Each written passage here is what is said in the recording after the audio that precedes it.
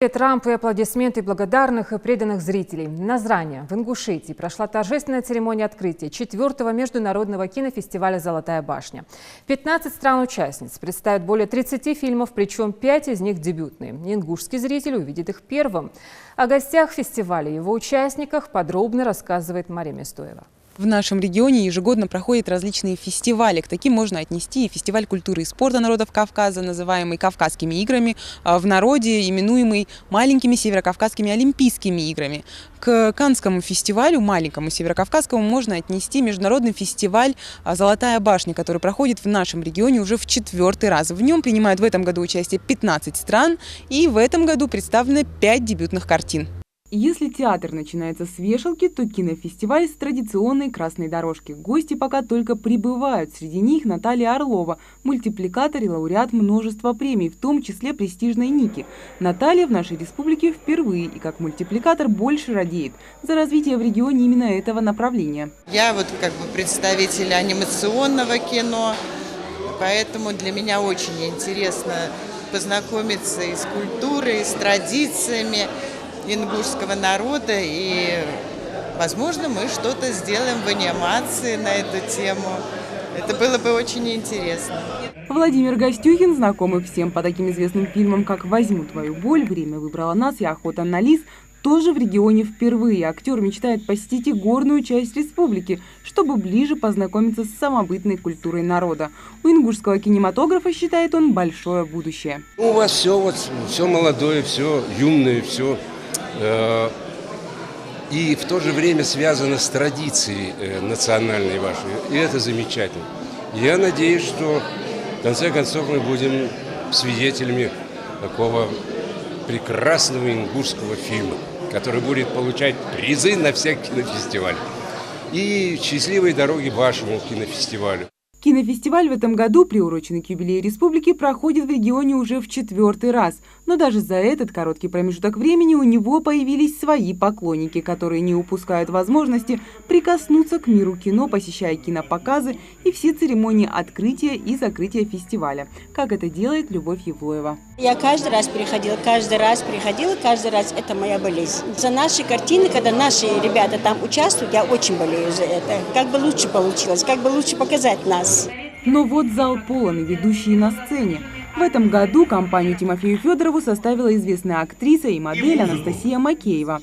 А на ковровой дорожке появляются главные гости фестиваля, известные артисты и творческие деятели России. А ведущие не устают перечислять их заслуги, достижения и награды. Зал встречает каждого гостя бурными овациями. Театральный режиссер, который служит в театре Джигарханяна сейчас. Она обладатель грамот президента Российской Федерации. Ингушские актеры и режиссеры, словом деятели искусства, тоже принимают участие в фестивале. Например, Микаэл Базоркин, один из членов жюри. В фестивале он принимает участие впервые. Приглашение принял за несколько дней до торжественного открытия. Я должен был, честно говоря, сегодня быть в Москве, по идее. Когда мне позвонили, сказали, я с удовольствием остался, благо не успел взять билет. И мне интересно, я подготовился, я как бы так... во всеоружии, поскольку это не рядовое событие, тут люди незаурядные, интересные люди, много знакомых лиц, и много еще предстоит людей узнать. У именитых артистов театра и кино богатая творческая программа, стихи, монологи, старые, но всеми знакомые и любимые песни. Владимир Гостюхин, предвкушая поездку в город воинской славы Малгобек, решил прочесть стихи на тему верности и веры во встречу. Жди меня. И я вернусь. Только очень жди. Жди, когда наводит грусть желтые дожди. Жди, когда снега метут. Жди, когда жара. Жди, когда других не ждут, позабыв вчера. Ну и какой же фестиваль без старых песен о настоящем?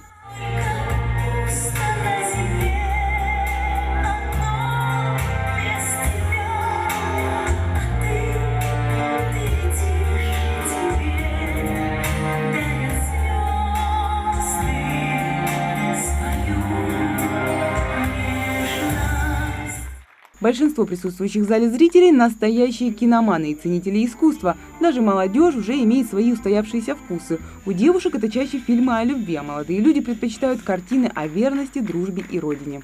Предыдущие как-то не получалось по работе, но на этот раз вырвался с удовольствием и пришел посмотреть и как-то принять свое участие в этом деле. Ну, в основном я больше люблю какого-то военно-патриотического направления фильмы. Ну и, конечно, где-то молодежность больше направления тоже фильмы смотрю. О кинофестивале я узнала от работников Комитета по делам молодежи, и мне это стало очень интересным. Поэтому я пришла сюда и хочу, надеюсь, увидеть что-то для себя новое.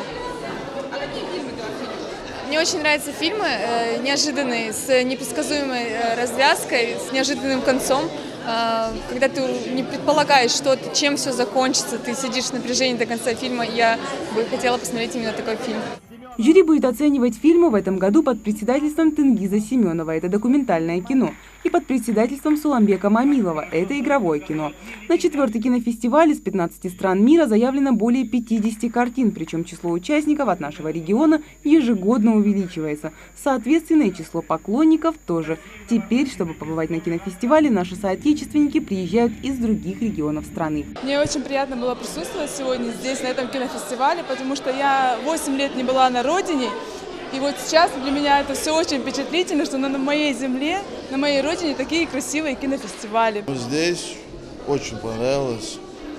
Чувство неописуемое, как будто вообще другая атмосфера, вообще куда-то другое измерение попадаешь. Ломали Бесаев надеется в следующем году стать участником фестиваля. Еще в подростковом возрасте режиссер определился с будущей профессией. Ломали мечтает снять картину о легендарной дикой дивизии. Мечты молодого режиссера уже начали воплощаться в реальность, а все благодаря его упорству. Договорились, начали писать проект, поехали с этим проектом на Северокавказский форум «Машук». И к большому счастью для нас мы выиграли проект как некоммерческая организация, мы взяли 2,5 миллиона, и как только деньги поступят на счет, мы планируем снять первый документальный фильм о дикой дивизии. По традиции, открытие международного кинофестиваля «Золотая башня» ознаменовала режиссерская хлопушка. Начали! Победителей различных номинаций ждет маленькая «Золотая башня», символ фестиваля. А пока в ближайшие 3 дня в Домах культуры республики и кинотеатрах пройдут кинопоказы фильмов конкурсантов этого кинофестиваля. Мария Мистоева, Рахман Цуров, Новости 24.